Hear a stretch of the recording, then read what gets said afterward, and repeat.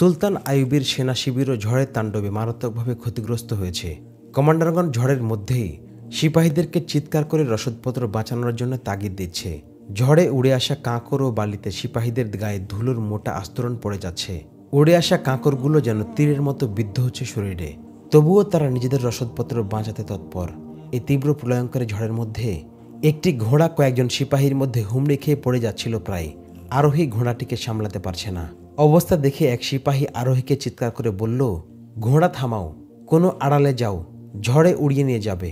ঘোড়া থামল।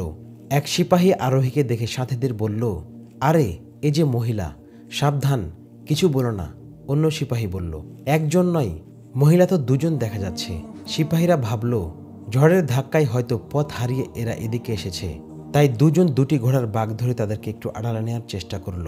সিপাহীদের তৎপরতা দেখে ঝড়ের বিকট আওয়াজকে ছাড়িয়ে গলা চড়িয়ে ফৌজি বলল, আমাদেরকে সুলতান আইয়ুবের কাছে নিয়ে যাও, আমরা খুব জরুরি বার্তা নিয়ে এসেছি। জলদি আমাদেরকে সুলতানের কাছে নিয়ে চলো, না হয় তোমরা সবাই মারা পড়বে। কয়েকজন সিপাহী বহু কষ্টে তাদেরকে সুলতানের তাঁবুর কাছে নিয়ে গেল, কিন্তু হায়, সেখানে তাঁবুর নাম গন্ধও নেই, সব ঝড়ে উড়িয়ে নিয়ে গেছে। সুলতানের এক দেহরক্ষী এদের দেখে সুলতানের কাছে নিয়ে গেল। তাঁবু উড়ে যাওয়ার পর সুলতান একটি স্থাপনার আড়ালে আশ্রয় নিয়েছিল। দুজন মহিলা আরোহী এদিকে আসতে দেখে সুলতান নিজেও এগিয়ে এলেন। সবার আগে হারেসকে ঘোড়া থেকে নামানো হলো। এরপর নেমে এলো ফৌজি ও তার ভাবি, তখনও জীবিত হারেস। ফৌজি অতি সংক্ষেপে সুলতানকে বলল, দাউদের বার্তা এবং শত্রু বাহিনীর আগমনের সংবাদ। হারেস ক্ষীণকণ্ঠে সুলতানকে জানালো দাউদ ও তার মিশনের কথা। খুব কষ্টে কথা শেষ হতে না হতেই হিমশীতল মৃত্যুর কোলে ঢলে পড়ল হারেস। কিছুক্ষণ পর মরুঝড়ের তীব্রতা কমতে শুরু করলো। ঝড় কিছুটা থেমে এলেই কমান্ডারদের ডাকলেন সুলতান। তিনি কমান্ডারদের বললেন, তাঁবু ঠিক করার দরকার নেই, খুব তাড়াতাড়ি সৈনিকদের যুদ্ধের জন্য তৈরি করো। গুপ্ত বাহিনীকে এখনই ডেকে পাঠাও। আইয়ুবী কমান্ডার ও সেনা কর্মকর্তাদের জানালেন তাদের বিরুদ্ধে কি আগ্রাসন আসছে, এখন তাদের কি কি করতে হবে, মোকাবেলার ধরন ও কৌশল কি হবে। একসময় ঝড় থেমে গেল বটে, কিন্তু নিকষ আঁধারে ছেয়ে গেল যেন দুনিয়া। আকাশে একটি তারা পর্যন্ত দেখা যায় না। আকাশ জুড়ে ঘন কালো মেঘের পর্দা। সাইফুদ্দিনের নেতৃত্বে 3 বাহিনীর সৈন্যরা ঝড়ে লণ্ডভণ্ড হয়ে যাওয়া রসদপত্র এবং তাঁবু গোছানোর কাজে লিপ্ত। সবকিছু ছিন্নভিন্ন হয়ে যাওয়ার কারণে রাতের আক্রমণ স্থগিত ঘোষণা করল সাইফুদ্দিন। অধিকাংশ সৈন্য ক্লান্ত হয়ে ঘুমিয়ে পড়ল। বেশিরভাগ রসদপত্র তখনও ইতস্তত বিক্ষিপ্ত অগোছালো। কিন্তু সুলতান আইয়ুবের শিবির কর্মমুখর। তাদের কারো চোখে ঘুম নেই। রাতের আধারেই আইয়ুবের ঝটিকা বাহিনী সাইফুদ্দিনের শিবির থেকে 3 মাইল ঘুরপথ অতিক্রম করে তাদের পিছনে অবস্থান নিল। সাইফুদ্দিন ঘূর্ণাক্ষরেও জানে না, যাদের সে চিরতরে নিঃশেষ করতে বিশাল বাহিনী নিয়ে এসেছে তারাই অগ্র পশ্চাতে ঘিরে ফেলেছে তাদের। সূর্য উঠল, দেখা গেল সাইফুদ্দিনের বাহিনীর রসদপত্র এলোমেলো হয়ে গেছে। তাঁবুগুলো ঝড়ে উড়িয়ে কোথায় নিয়ে গেছে খোঁজ নেই। ভীত সন্ত্রস্ত উট এবং ঘোড়াগুলো ঘুমন্ত সৈন্যদের পায়ে পিষে কামড়ে ক্ষতবিক্ষত করতে শুরু করেছে। দ্রুততার সাথে সাইফুদ্দিন সৈন্যদের নির্দেশ দিল সবকিছু গোছাতে, কিন্তু ছড়িয়ে ছিটিয়ে থাকা আসবাবপত্র গোছাতেই তাদের দিনের অর্ধেক কেটে গেল। সাইফুদ্দিন 3 বাহিনীর সেনা কমান্ডারদের নির্দেশ দিল, যেহেতু আইয়ুবী তো বেখবর, তাই দিনের আলোতে মুখোমুখি আক্রমণ করেই ওদের পরাস্ত করা সম্ভব হবে। দিনের শেষ প্রহরে সাইফুদ্দিনের নির্দেশে সুলতানের শিবিরে আঘাত হানল যৌথ বাহিনী। 3 বাহিনীর সৈন্যদের অবস্থানের ডানে বামে অসংখ্য টিলা, বালিয়াড়ি, ঝোপঝাড়, ঘন বৃক্ষাদি। যেমনি সাইফুদ্দিনের নির্দেশে যৌথ বাহিনী সুলতানের শিবিরে আক্রমণ করল, অমনি দুপাশের টিলার ঘন গাছগাছালির আড়াল থেকে তাদের উপর তীর বর্ষণ শুরু করলো সুলতানের গুপ্ত বাহিনী। আর সম্মুখ থেকে সুলতানের সৈন্যরা ছুটতে শুরু করলো অগ্নিগোলা। মিনজানিক থেকে নিক্ষেপ করলো ছোট ছোট অগ্নিযুক্ত মটকা, যা উপর থেকে মাটিতে পড়ে আগুন ছড়িয়ে দিচ্ছিল। অপ্রত্যাশিত প্রতিরোধের মুখে টিকতে না পেরে সাইফুদ্দিন বাহিনীকে পশ্চাদপসরণের নির্দেশ দিল।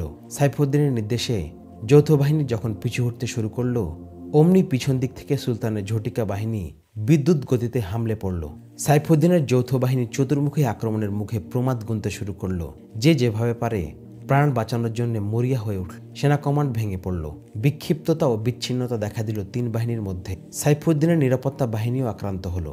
ইত্যবসরের চারদিক আঁধার করে সন্ধ্যা ঘনিয়ে এলো।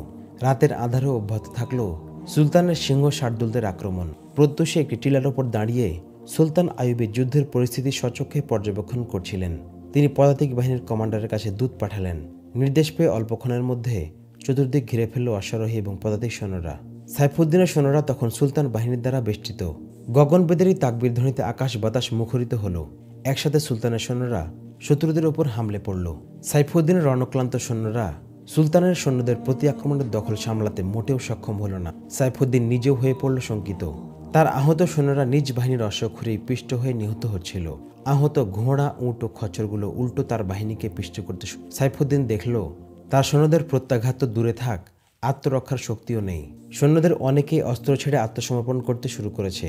সুলতানের ঝটিকা বাহিনী পিছন থেকে শত্রু নিধন করে তাকবীর ধ্বনি তুলে সম্মুখ বাহিনীর সাথে মিলিত হচ্ছে।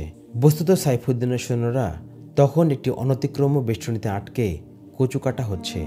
অবস্থা বেগতিক দেখে প্রতিপক্ষের করোনার ওপর যোদ্ধাদের ছেড়ে সাইফুদ্দিন জীবন নিয়ে পালালো। সুলতানের সৈন্যরা যখন সাইফুদ্দিনের কেন্দ্রীয় কমান্ড আঘাত করে পদানত করল, তখন সেখানে পাওয়া গেল অসংখ্য মদের মটকা।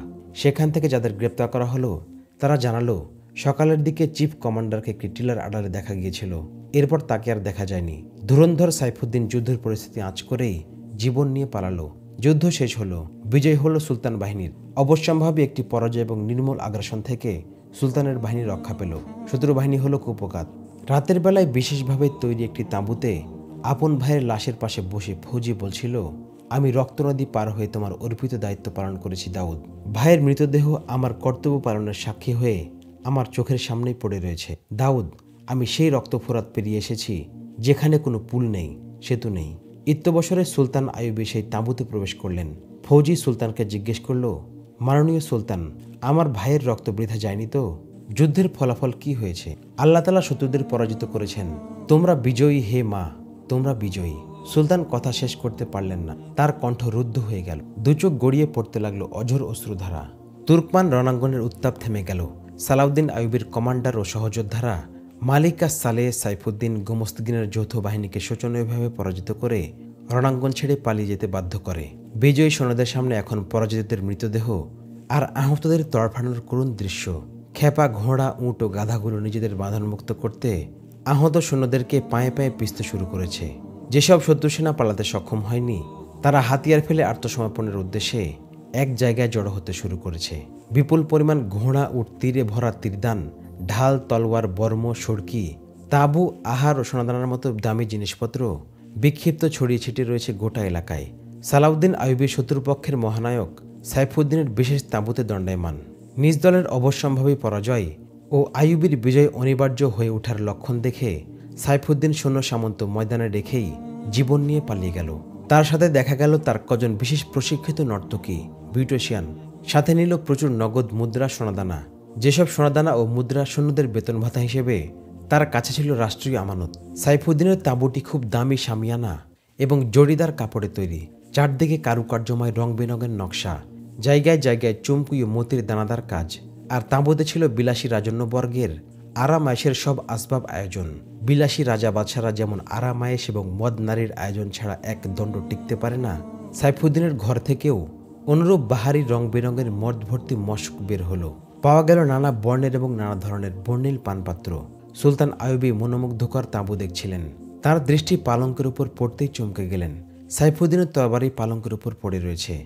সাইফুদ্দিন এমন ভীত সন্ত্রস্ত হয়ে পালিয়ে গেল যে তরবারিটি পর্যন্ত নেয়ার অবকাশ পেল না। আইয়ুবী তরবারি উঠিয়ে খাপমুক্ত করলেন। ঝিলমিলের তরবারিটি সূর্যের আলোতে চমকাতে লাগলো। আইয়ুবী তরবারিটি পরখ করে দেখলেন। পাশে দাঁড়ানো সেনাপতিদের ইঙ্গিত করে বললেন, মুজাহিদের তরবারিতে যখন মদ ও নারীর ছায়া পড়ে তখন তরবারি পরিত্যক্ত লহায় পরিণত হয়। যে তরবারি ফিলিস্তিন বিজয়ের জন্য কোষমুক্ত হওয়ার কথা ছিল, খ্রিস্টানরা সেটাকে মদ, নারী ও পাপে চুবিয়ে বেকার বানিয়ে ফেলেছে। যে তরবারিতে একবার শরাবের ছোঁয়া লাগে সে তরবারি শত্রু নিধনে অক্ষম হয়ে পড়ে। সাইফুদ্দিনের রাজকীয় তাঁবুর পাশেই আরেকটি বিশাল সুদৃশ্য তাঁবুতে দেখা গেল কিছু সংখ্যক রূপসী যুবতী তরুণী অর্ধনগ্ন অবস্থায় ভয়ে জড়সড় হয়ে বসে রয়েছে। ওরা নিজেদের পরিণতি নিয়ে শঙ্কিত। সাধারণত বিজয়ী সৈন্যরা বিজিতদের নারীদের সাথে যে ব্যবহার করে তা এসব তরুণী জানত বলেই তাদের এত ভয়। বিশেষ করে এসব অনিন্দ সুন্দরী তরুণীদের দেখে বিজয়ী যোদ্ধার পক্ষে পাশবিকতার লাগাম টেনে ধরা বড়ই কঠিন। কিন্তু এসব অসহায় বিপন্ন তরুণীদের বিবর্ণ ভবিষ্যতের কালো মেঘের পরিবর্তে যখন সুলতানের পক্ষ থেকে ঘোষণা করা হলো, তোমরা সবাই মুক্ত, আজাদ, তোমরা যে যেখানে যেতে চাও বলো, তোমাদেরকে সসম্ভ্রমে সযত্নে পূর্ণ নিরাপত্তা সহকারে ঠিকানা মতো পৌঁছে দেওয়ার ব্যবস্থা করা হবে। ঘোষণা শুনে এসব তরুণীরা অবাক হয়ে গেল। এই অপ্রত্যাশিত সংবাদে আরও বেশি ভড়কে গেল তরুণীরা। আইয়ুবী তরুণীদেরকে সরাসরি নিজের নিরাপত্তায় নিয়ে নিলেন। তাদের কাছে যখন জিজ্ঞেস করা হলো, তোমাদের সংখ্যা কত, তারা বলল, মাত্র দুজন ছাড়া আর বাকি সবাই এখানেই রয়েছে। যে দুজন নিখোঁজ ওরা ছিল খ্রিস্টান এবং সাইফুদ্দিনের একান্ত সেবিকা। সাইফুদ্দিনের সাথে ওরা চলে গেছে হয়তো। যুদ্ধক্ষেত্রে নারীদের নিয়ে আসা কখনো বরদাস্ত করতেন না আইয়ুবী। সাধারণত সেই যুদ্ধ শেষ হওয়ার সাথে সাথে বিজয়ী সৈন্যরা পরাজিতদের ফেলে যাওয়া রসদ ও সামগ্রী কুড়াতে ব্যস্ত হয়ে পড়ত। সৈন্যদের একটা লক্ষ্য থাকত, পরাজিত বাহিনীর উচ্চ পর্যায়ের কর্মকর্তাদের ঘরবাড়ি ও তাঁবুগুলো কবজা করা, কারণ ওগুলোতে সোনাদানা, টাকা পয়সা, আরাম-আয়েশের বিচিত্র জিনিসপত্রের সমাহার থাকে এবং বেশি প্রাপ্তির আশা থাকে। বস্তুত পরাজিত হওয়ার পর সাধারণত পরাজিত বাহিনীর কর্মকর্তাদের বাসস্থানগুলোতে বিজয়ী সৈনিকদের তাণ্ডব চলে। নারী তরুণীদের জীবন হয় বিজয়ীদের ভোগের সামগ্রী। দামি আসবাব ও তৈজসপত্র নিয়ে চলে দখলে নেয়ার প্রতিযোগিতা।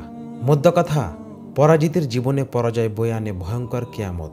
কিন্তু সুলতান সালাউদ্দিন আইয়ুবীর বিজয়ী বাহিনী এর ব্যতিক্রম। তার কঠোর নির্দেশ, যত বড় অফিসারই হোক না কেন, শত্রুবাহিনীর কোনো মালে গনিমতের দিকে হাত বাড়ালে তাকে ক্ষমা করা হবে না। মালে গনিমত জড়ো করা এবং সেগুলোর পরিমাণ নির্ণয় করার জন্যে সেনাবাহিনীর একটি ব্রিগেডকে নির্দেশ দেওয়া হতো। শুধু তারাই মালে গনিমত কুড়ানোর কাজ করবে। সকল আসবাব ও প্রাপ্ত সম্পদ জড়ো হওয়ার পর সুলতান আইয়ুবী নিজের হাতে মালে গনিমত সৈন্যদের মাঝে বন্টন করে দিতেন। তুর্কমানের সে ভয়াবহ যুদ্ধ অবসানের পর আইয়ুবী মালে গনিমত কুড়ানোর নির্দেশ কোনো ব্রিগেডকে দেননি। তিনি স্বদলীয় এবং শত্রুবাহিনীর আহত সৈনিকদের তাঁবুতে তুলে আনা, তাদের ক্ষতস্থানে ব্যান্ডেজের ব্যবস্থা এবং মৃতদের দাফন কাফনের জন্যে সৈন্যদের নির্দেশ দিলেন।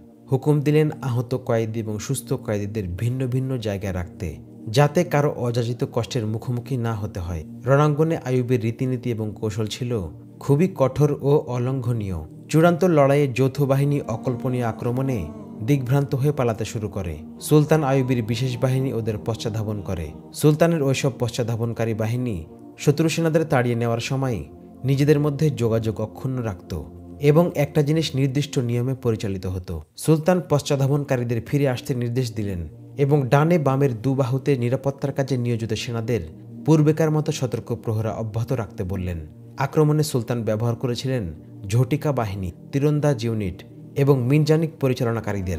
যুদ্ধ শেষ হয়ে যাওয়ার পরও তিনি বাহুতে অবস্থানকারী সৈন্যদের স্ব অবস্থান থেকে ফিরিয়ে আনেননি। হামলা শেষ হওয়ার পরপরই তিনি তার একান্ত নিরাপত্তারক্ষী রিজার্ভ বাহিনীর কমান্ড পুনরায় নিজের আয়ত্তে নিয়ে নিলেন। শত্রুদের আসবাব, সওয়ার, গাড়ি ঘোড়া, অস্ত্রশস্ত্র কি করা হবে মাননীয় সুলতান, জানতে চাইল এক সেনাপতি। লড়াই আমাদের বিজয় হয়েছে, এখনও আমি বিজয়ের আনন্দে বিভোর হতে পারছি না। যুদ্ধ এখনও শেষ হয়নি। আমার শিক্ষা তোমাদের এত তাড়াতাড়ি ভুলে গেলে চলবে না, বললেন সুলতান। আমরা শত্রুদের কেন্দ্রীয় কমান্ড তছনছ করে দিয়েছি বটে, কিন্তু আমাদের কোনো ইউনিট কি তাদের দুবাহুর কোনোটিতে আক্রমণ করেছিল? মনে হয় না। তাহলে বুঝতে হবে ওদের দুবাহু না হোক, অন্তত একটি বাহু অক্ষতই রয়ে গেছে। ওদের সেনাপতি ইমান বিক্রেতা হতে পারে, কিন্তু ওদের আনাড়ি ভাবা ঠিক হবে না। তাদের যে সেনা ইউনিট সম্পূর্ণ অক্ষত রয়েছে তারা জবাবি আক্রমণ না করে ক্ষান্ত হবে না। এও তো হতে পারে যে তাদের রিজার্ভ ফোর্সও সম্পূর্ণ বহাল তবিয়তে রয়েছে। ওদের কেন্দ্রীয় কমান্ড নিঃশেষ হয়ে গেছে সুলতান, তাদের সেনাদের কমান্ড দেওয়ার মতো কেউ নেই, বলল এক সেনাপতি। খ্রিস্টান বাহিনীর প্রতি আক্রমণের আশঙ্কা আমি করছি। এ অঞ্চল খুবই জটিল, অসংখ্য টিলা পাহাড়ে ভর্তি। হতে পারে খ্রিস্টান বাহিনী কোনো টিলার আড়ালে লুকিয়ে রয়েছে সুযোগের প্রত্যাশায়। শত্রু বাহিনী আর সাপের উপর কখনো নির্ভর করা ঠিক নয়।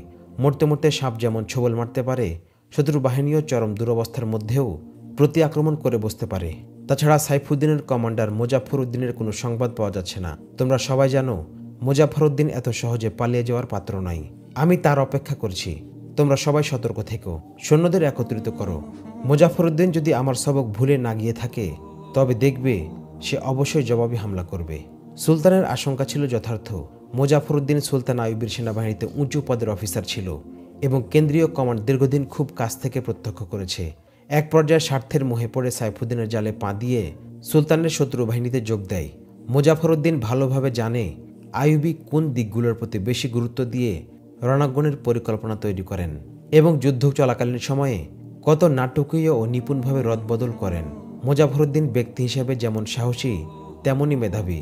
দীর্ঘদিন সুলতান আইয়ুবীর সান্নিধ্যে থেকে মূল পরিকল্পনা বাস্তবায়নের প্রত্যক্ষ অভিজ্ঞতা অর্জনের দ্বারা যোদ্ধা হিসেবে তার বিশেষ একটা অবস্থান সৃষ্টি হয়েছে গোটা মুসলিম বাহিনীতে। মোজাফর উদ্দিনের মেধা, প্রজ্ঞা, অভিজ্ঞতা এবং বীরত্ব তাকে রণাঙ্গন থেকে পালানো থেকে বিরত রাখে। গভর্নর সাইফুদ্দিনের চাচাতো ভাই হওয়ার সুবাদে শাসন ক্ষমতা ও মসনদের প্রতিও কিছুটা আসক্তি জমে মুজাফর উদ্দিনের মনে। সুলতান মিশর থেকে বাগদাদ পদার্পণ করলে বাগদাদের অধিকাংশ ক্ষমতাসীন ব্যক্তি এবং শীর্ষ আমলা শ্রেণী সুলতানের বিরুদ্ধে ষড়যন্ত্র শুরু করে। ঠিক এ সময়ে মুজাফর উদ্দিনও সুলতানের পক্ষ ত্যাগ করে বিরোধী শিবিরে সামিল হয়ে ক্ষমতা কুক্ষিগত করার অপপ্রয়াসে লিপ্ত হয়। মুজাফর উদ্দিনকে যুদ্ধবিদ্যায় ও আক্রমণ প্রতি আক্রমণ সামলানোর পারঙ্গমতায় যথেষ্ট সমীহ করেন আইয়ুবী। আইয়ুবীর বিরুদ্ধে কুরআনে হুমাতের যুদ্ধে মুজাফর উদ্দিন যে চাল চেলেছিল, সুলতান উভয় বাহুর কমান্ড নিজ হাতে নিয়ে তাকে সামাল দিতে হয়েছিল। তারপরও বহু মূল্য দিতে হয়েছে সুলতানের। এবারও অনেক শত্রু সেনাকে মুজাফর উদ্দিনের ব্যাপারে জিজ্ঞেস করেছেন সুলতান। তারা সবাই মুজাফর উদ্দিনকে দেখেছে বললেও ঠিক কোন ইউনিটে রয়েছে সে সম্পর্কে কেউ বলতে পারেনি। এ থেকে সুলতানের ধারণা আরও দৃঢ় হয়েছে যে মুজাফর উদ্দিন হামলা না করে মোটেও ফিরে যাওয়ার লোক নয়।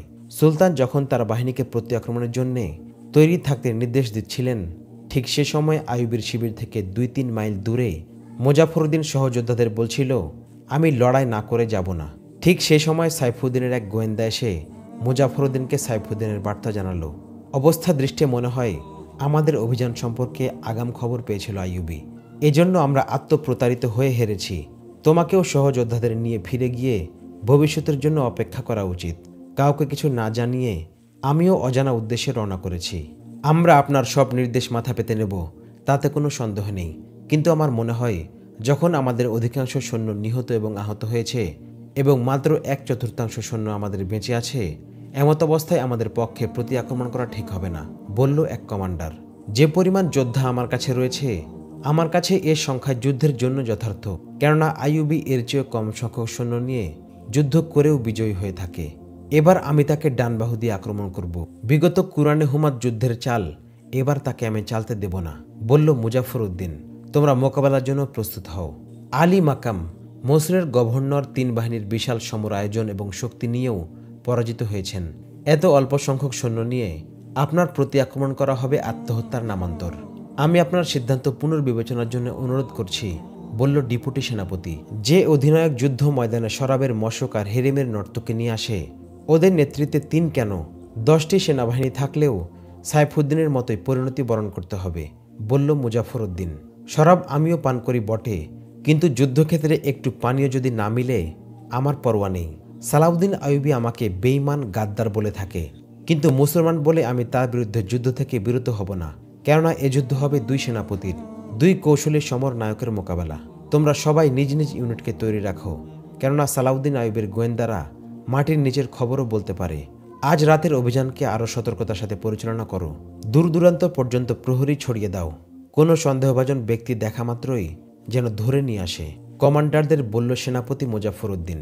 শিবির স্থাপনের জন্য মুজাফর উদ্দিন এমন একটি জায়গা নির্বাচন করল যেখানে অনায়াসে সৈন্যরা তাঁবু খাটিয়ে থাকতে পারে। দূর থেকে কারো চোখে পড়ার অবকাশ নেই। মুজাফর উদ্দিন হামলার জন্য কোনো সময় ঠিক করেনি। কমান্ডারদের সে বলল, সুলতান আইয়ুবী শিয়ালের মতো ধূর্ত আর খরগোশের মতো ক্ষিপ্রগতির মানুষ। আমার গোয়েন্দারা খবর দিয়েছে সে এখনও মালে গনিমত কুড়ায়নি এবং তার 2 প্রান্তের সৈন্যদেরকেও ফিরিয়ে নেয়নি। এর মানে হলো সে এখনই যুদ্ধ শেষ করতে চাচ্ছে না। সে আশঙ্কা করছে আমি প্রতি আক্রমণ করব, কিন্তু এবার তাকে আমি অন্য চালে কুপঘাত করব। সে 2 দিনের বেশি প্রতি আক্রমণের জন্য অপেক্ষা করবে না। আমি 2 দিনের মধ্যে আক্রমণ করব না। তার সৈন্যরা যখন মালে গনিমত কুড়াতে ব্যস্ত হয়ে পড়বে, সেই সুযোগে আক্রমণ করব আমি। কারণ আমি তার যুদ্ধ কৌশল জানি, বুঝি কোন ক্ষেত্রে সে কি সিদ্ধান্ত নেবে। আমি আক্রমণ বিলম্বিত করে তাকে এ ধারণা দেব যে আমরা পালিয়ে গেছি। তার আর প্রতি আক্রমণের আশঙ্কা নেই। দেখো, এবারের মোকাবেলা হবে 2 বাহাদুরের বুদ্ধি ও কৌশলের লড়াই। বাস্তবে মুজাফর উদ্দিনের এই আক্রমণের আশঙ্কাই করছিলেন আইয়ুবী। অকল্পনীয়ভাবে সাইফুদ্দিনের বাহিনীর উপর অতর্কিত হামলা চালিয়েছেন সুলতানের সৈন্যরা। সাইফুদ্দিন ঘূর্ণাক্ষরেও ভাবতে পারেনি এমন ঝড়ের মধ্যে আইয়ুবীর বাহিনী তার বিশাল বাহিনীর উপর চতুর্দিক থেকে হামলে পড়বে। সুলতান ফৌজির সংবাদ পেয়ে ঝড়ের তাণ্ডব কমার সাথে সাথেই তীরন্দাজ বাহিনীকে সাইফুদ্দিনের বাহিনীর 2 প্রান্ত থেকে আরও নিরাপদ দূরত্বে ঘুরে পিছনে চলে যাওয়ার নির্দেশ দেন। সেই সাথে ঝটিকা বাহিনীর বিশেষ কমান্ডারদেরও পাঠিয়ে দেন শত্রু সেনাদের রসদপত্রের সরবরাহে বিঘ্ন ঘটাতে। 4 জন করে একটি টিমে মোট 3টি টিমের সমন্বয়ে 12 জনের একটি ইউনিট বিশেষ কমান্ডো বাহিনীর বিশেষ প্রশিক্ষণপ্রাপ্ত যোদ্ধাদের সমন্বয়ে গঠন করা হতো। এসব যোদ্ধা শক্তি, সাহস ও বাহাদুরিতে থাকত অনন্য এবং বুদ্ধি ও কৌশলেও হতো প্রতিপক্ষের জন্য যমদূত। এমনই একটি ইউনিট পলায়নপর সৈন্যদের পশ্চাধাবন করতে করতে বহুদূর পর্যন্ত নিয়ে গিয়ে অসামান্য সাফল্য লাভ করে। কিন্তু 12 জনের গোটা ইউনিটে মাত্র 3 জন বেঁচে থাকলো। আর নাসের এই ইউনিটের কমান্ডার। তুর্কমান যুদ্ধক্ষেত্রে পলায়ন পর শত্রু সেনাদের তাড়া করতে করতে মূলদল থেকে সম্পূর্ণ বিচ্ছিন্ন হয়ে পড়েছিল। কমান্ডার আর নাসের এর কমান্ডো ইউনিট, তার সহযোদ্ধাদের সবাই অশ্বারোহী, আগুনে তীর এবং আধুনিক বর্ষা ও প্রয়োজনীয় সব ধরনের সরঞ্জামে সজ্জিত। আর নাসেরের জন্য সুবিধা এই ছিল যে তুর্কমান এলাকাটি ঘন বন জঙ্গল আর টিলা ঝোপঝাড়ের কারণে সহজেই তারা শত্রু বাহিনীর অনতিদূরে লুকিয়ে থাকতে পারত এবং সুবিধামতো রাতের আঁধারে শত্রুদের খাদ্য সামগ্রী বোঝাই গাড়ি ও অস্ত্রশস্ত্রবাহী গাড়িতে আগুন ধরিয়ে দিয়ে দুশমনদের ব্যাপক ক্ষতি সাধন করতে সক্ষম হতো। এভাবে শত্রু বাহিনীর পশ্চাদ্ধাবন এবং রাতের আঁধারে গেরিলা আক্রমণ করে করে মূল শিবির থেকে বহু দূরে অচেনা জায়গায় চলে আসে তারা। দিনের বেলায় একদিন আর নাসের তার সেনা ইউনিটকে নিয়ে একটি টিলার নিচে তাঁবু খাটিয়ে আরাম করছিল। এমন সময় দেখতে পেল টিলার আড়াল থেকে শত্রু সেনারা তাদের অবস্থান দেখে ফেলেছে। কমান্ডোদের কজন টিলার উপরে তীর সজ্জিত ছিল, তাই শত্রু সেনারা আক্রমণের সাহস করেনি। সন্ধ্যা নামতেই আর নাসের শত্রু বাহিনীর রসদপত্রের অবস্থান ও শিবিরটি পরখ করে দেখে নিল। ঘোড়াগুলোকে আগের স্থানে বেঁধে রেখে পায়ে হেঁটে অপারেশনের সিদ্ধান্ত নিল। কিন্তু সে রাতের অপারেশন তো এত সহজ ছিল না। প্রতিপক্ষ গুপ্ত হামলাকারীদের প্রতিরোধ করতে পদাতিক অশ্বারোহী প্রহরা নিযুক্ত করে রেখেছিল। কিন্তু সবকিছু প্রত্যক্ষ করে আর নাসের সিদ্ধান্ত নিল যে করেই হোক সে আজ রাতেই শত্রু বাহিনীর রসদপত্র ধ্বংস করে দেবে। সিদ্ধান্ত মতো সাথীদের তৈরি করে এক সুযোগে ঢুকে পড়ল শত্রু বাহিনীর রসদপত্রের ডিপোতে এবং আগুন ধরিয়ে দিল জ্বালানি ছিটিয়ে। দাউ দাউ করে জ্বলে উঠল আগুন। সাথীদের বলল, তোমরা ছড়িয়ে পড়ো। জ্বলন্ত আগুনের আলোতে কমান্ডোদেরকে শত্রু বাহিনী তীরের নিশানা বানাতে শুরু করলো। অভিযানকারীরা নিজেদের রক্ষায় সফল হতে পারল না। একে একে সবাই শত্রু বাহিনীর তীরের আঘাতে শাহাদাত বরণ করলো। বেঁচে গেল আর নাসের ও তার সাথী 3 জন। বহু কষ্টে তারা 4 জন জীবন নিয়ে শত্রু বাহিনীর ব্যারিকেড ডিঙিয়ে বেরিয়ে আসতে সক্ষম। শত্রু বেষ্টনী থেকে বেরিয়ে এসে আর নাসের আসমানের দিকে তাকালো, কিন্তু কোনো তারা গোচরীভূত হলো না। ঝটিকা বাহিনীকে তারা দেখে দিক নির্ণয় করার ট্রেনিং দেওয়া হতো। সেদিন আকাশ ছিল মেঘে ঢাকা। শত্রু বাহিনীর তাঁবুর আগুন দূর থেকেও দেখতে পেল আর নাসের। অন্য সাথীরা বেঁচে আছে না শহীদ হয়েছে মোটেও জানার সুযোগ ছিল না নাসেরের। সে মনে মনে তাদের মুখগুলোর জন্য দোয়া করল এবং সাথীদের নিয়ে যেখানে তাদের ঘোড়া বাঁধা ছিল সেদিকে আন্দাজে রওনা হলো। কিছুক্ষণ চলার পর শত্রু শিবির জ্বলার অগ্নিশিখাও আর দেখা গেল না। আকাশে জ্বলন্ত আগুনের যে লালিমা দেখা যেত কিছুক্ষণ পর তাও মিলিয়ে গেল। পথ হারিয়ে ফেলল নাসের। আন্দাজের উপর চলতে শুরু করলো। অনেকক্ষণ চলার পর মাটির ধরনের পরিবর্তন মনে হলো। পাথুরে শক্ত জমিনের পরিবর্তে বালুকামায় নরম জমিনে দেবে যেতে লাগলো পা। যেখানে কোনো গাছগাছালিতে দূরে থাক, কোনো ঘাস লতা গুল্মও ছিল না। বালুকামায় মাটি নাসের ও সাথীদের পাকে নিশ্চল করে ফেলল। আহার ও পানি ছিল তাদের অশ্বপৃষ্ঠে বাঁধা। ঘোড়া কোথায় আর নাসের ও সাথীরা কোথায় তা বলা মুশকিল। নাসেরের প্রচণ্ড তৃষ্ণা পেল। ক্লান্ত হয়ে পড়ল সে। তার সাথীরাও বারবার তৃষ্ণার কথা বলতে লাগলো। নাসের সেখানেই বিশ্রাম করার মনস্থ করল, কিন্তু সাথীরা তাকে এই বলে অগ্রসর হতে বলল যে সামনে হয়তো কোথাও পানি পাওয়া যেতে পারে। অবশ্য এলাকাটি পানি শূন্য ছিল না, কিন্তু নাসের ও তার সাথীরা সে অঞ্চলের সেই দিকে অগ্রসর হতে লাগলো যেদিকে ধুধু মরু ছাড়া পানির নামগন্ধও নেই। তারা পানির আশায় আরও কিছুক্ষণ পথ চলার পর শ্রান্ত হয়ে সবাই বসে পড়ল। ক্লান্ত শ্রান্ত নাসের ও সহযোদ্ধারা কখন ঘুমের জগতে নিজেদের হারিয়ে ফেলেছিল সেই অনুমান করার সামর্থ্য তাদের নেই। রাত পেরিয়ে পূর্বাকাশে সূর্য যখন চারদিকের মরুর বালু তপ্ত করতে শুরু করলো তখন তারা চোখ খুলে দেখল চারদিকে শুধু বালি আর বালি। সাথীদের দিকে তাকিয়ে দেখল নাসের তারা তখন অঘরে ঘুমোচ্ছে। ঠিক ঘুম নয়, যেন কয়টা অসার নিথর মরদেহ। হতাশায় অবশিষ্ট মনোবল উবে গেল তার। হৃদয়টা হাহাকার করে উঠল সাথীদের দিকে তাকিয়ে। মরুভূমি নাসেরের কাছে মোটেও অপরিচিত নয়। মরুতেই তার জন্ম। শৈশব থেকে বড় হয়েছে মরুর পাশেই। কত দুর্গম মরু পেরিয়েছে জীবনে, কতবার যুদ্ধ করেছে মরুর বুকে। এই মরুভূমি তার চিরচেনা, কিন্তু এখানে এমন আদিগন্ত সীমাহীন মরুতে পথ হারিয়ে মৃত্যুর মুখোমুখি হতে হবে এটা কল্পনাও করতে পারেনি নাসের। মরুর অসীমতার চেয়ে খুদ পিপাসায় কাতরতা আর সাথীদের চলৎশক্তি রহিত হয়ে যাওয়ার ব্যাপারটি নাসেরকে আরও মারাত্মকভাবে দুর্বল করে ফেলল। দৃষ্টিসীমায় কোনো সবুজের চিহ্ন নেই, নেই কোনো তরলতা। বিগত দিনের কথা মনে হতেই পিপাসায় জ্বলতে শুরু করলো কণ্ঠনালী। সাথীদের অবস্থা তো আরও করুণ। সূর্য যেদিকে উঠেছে সেদিকে তাকিয়ে দেখল সারি সারি পাহাড়। ওদিকে তার পক্ষে পা বাড়ানো নিরাপদ নয়, কারণ ওদিকে রয়েছে শত্রু বাহিনী। সাথীদের ঘুম থেকে জাগিয়ে দিল নাসের। ওরা চোখ মেলে নিরাশার অন্ধকার দেখতে পেল। নিকট কোনো স্থানে পানির দেখা মিলবে এ আশা ক্ষীণ হয়ে উঠল সবার কাছে। বন্ধুগণ, আরও 2 দিন ক্ষুধা পিপাসা সহ্য করতে পারবো আমরা। এই 2 দিনে আমরা ঠিকানায় পৌঁছতে না পারলেও পানির সন্ধান ঠিকই পেয়ে যাব। 3 সাথী প্রত্যেকে নিজের মতো করে করণীয় কর্তব্য সম্পর্কে মতামত ব্যক্ত করল, কিন্তু বাস্তব সত্য হলো এরা মরুভূমির এতটা গভীরে চলে গেছে যে এখান থেকে পায়ে হেঁটে সামনের দিকে হেঁটে কুলকিনারা পাওয়া খুবই মুশকিল। সে সাথে ঘোড়া থাকলে হয়তো কিছুটা সহজ হতো, তাও তো নেই। অবশ্য রাতের দীর্ঘ ঘুমে তাদের শরীর কিছুটা চাঙ্গা হয়েছে, দেহে এসেছে সামান্য শক্তি। নাসের বলল, বন্ধুগণ, আল্লাহ তাআলা আমাদের যে পরীক্ষার মুখোমুখি করেছেন, এ পরীক্ষায় উত্তীর্ণ হওয়া এবং আল্লাহর প্রতি কোনো অভিযোগ না করা আমাদের কর্তব্য। এখানে বসে থেকে সূর্যের তাপে শুকিয়ে মরা অর্থহীন। এর চেয়ে চলো, আল্লাহ তাআলা অবশ্যই কোনো না কোনো পথ বের করে দেবেন, বলল এক সাথী। চলতে শুরু করলো তারা, আন্দাজের উপর দিক নির্ণয় করলো। একটু ঘোর পথে অগ্রসর হতে হলো তাদের, কেননা শত্রু বাহিনীর দৃষ্টিসীমা থেকে নিরাপদ দূরত্বে থাকাটাও জরুরি। বেলা বাড়তে থাকলো এবং মরুর বালিকা রাশি তপ্ত হতে শুরু করলো। দৃষ্টিসীমা ছোট থেকে ছোট হতে থাকলো। মরুর মরীচিকায় মনে হতে থাকলো সামনেই অথই পানির দরিয়া, যেন পানি থেকে বাষ্প উঠছে। কিন্তু সবই ছিল মরীচিকা, বাস্তব পানি নয়। এরা সবাই মরু চরিত্র সম্পর্কে জ্ঞাত, তবুও পিপাসার কাতরতা তাদের হতাশ মনে মরীচিকাকেই পানি ভাবতে প্রতারণা দিচ্ছিল।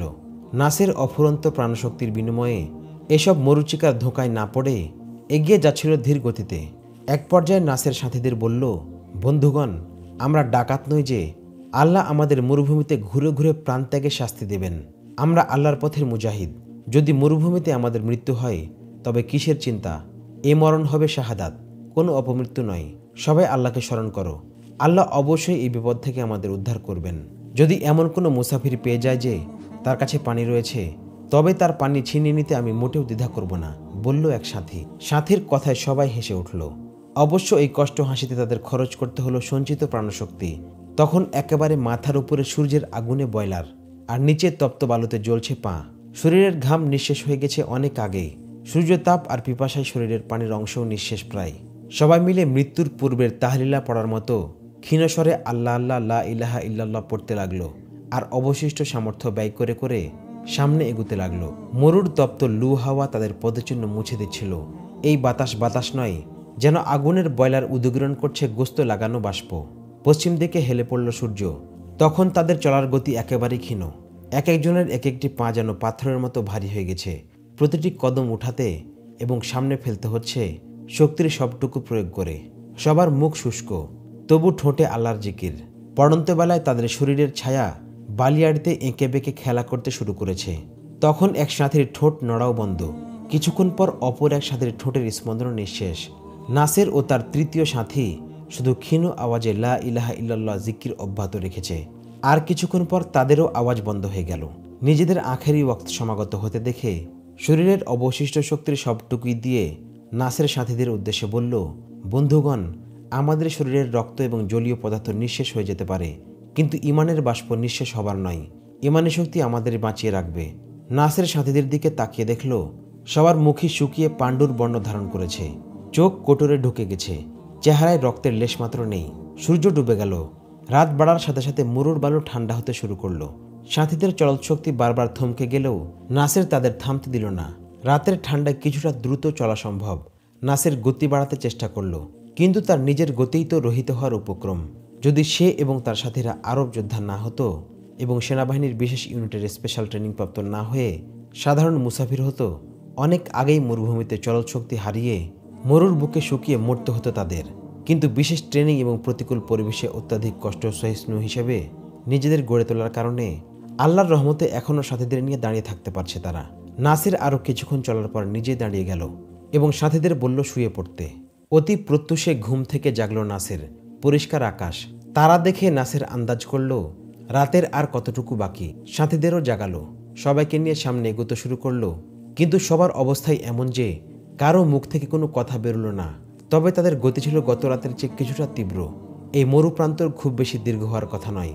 হয়তো আজ আমরা মরু এলাকা অতিক্রম করতে পারবো, আর তা না হলে আশা করি পানি পেয়ে যাব, বলল নাসের।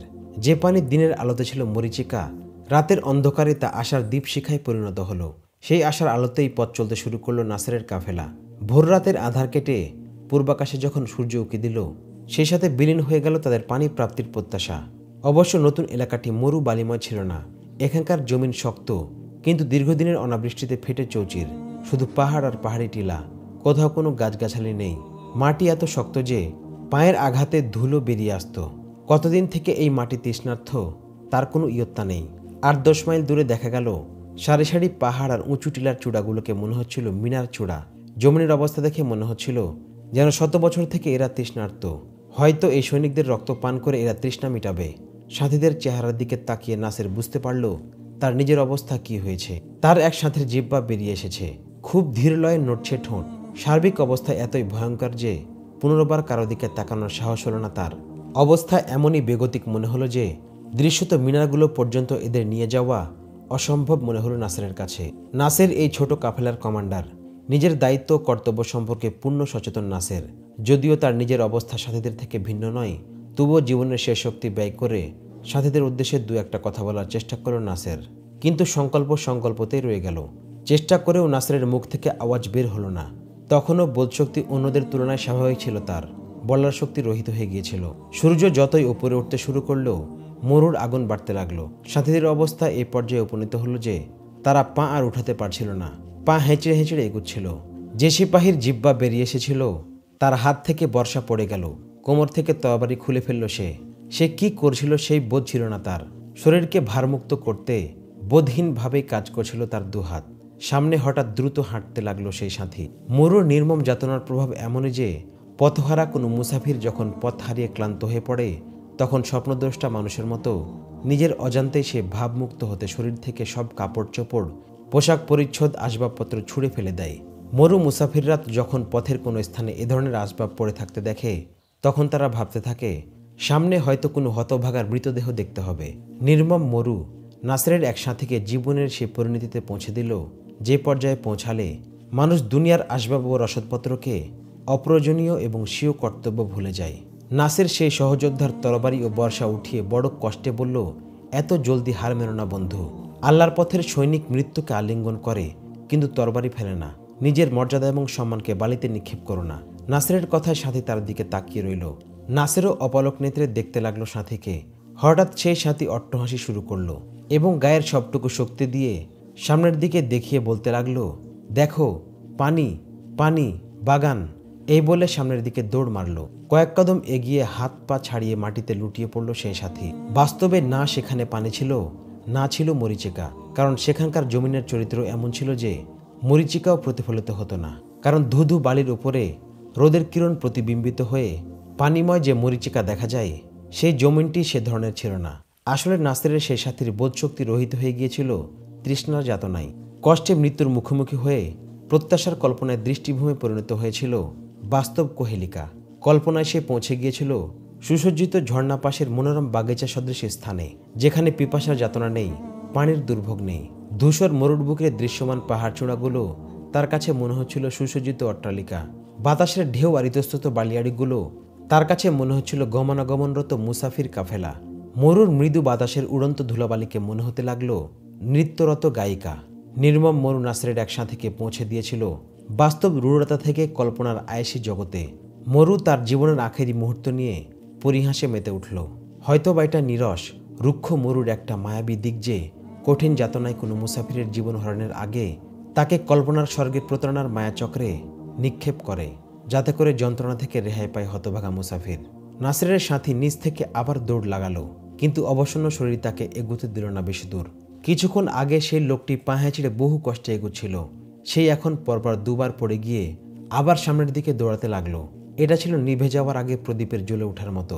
নাসের এবার দৌড়ে তাকে ধরে ফেলল। তার অন্য সাথীরাও পরিস্থিতির আকস্মিকতায় দৌড়ে ওই সাথীকে ধরতে চেষ্টা করলো। বেসামাল সাথী নাসেরের পাঞ্জা থেকে নিজেকে ছাড়ানোর জন্যে হাত পা ছুটতে লাগলো এবং চেঁচিয়ে বলতে লাগলো, তোমরা আমাকে ছেড়ে দাও। ওই দেখো পানি ভর্তি পুকুর, সেখানে কত সুন্দর সুন্দর হরিণ দল পানি পান করছে। চলো সবাই সেই পুকুরে গিয়ে পানি পান করি।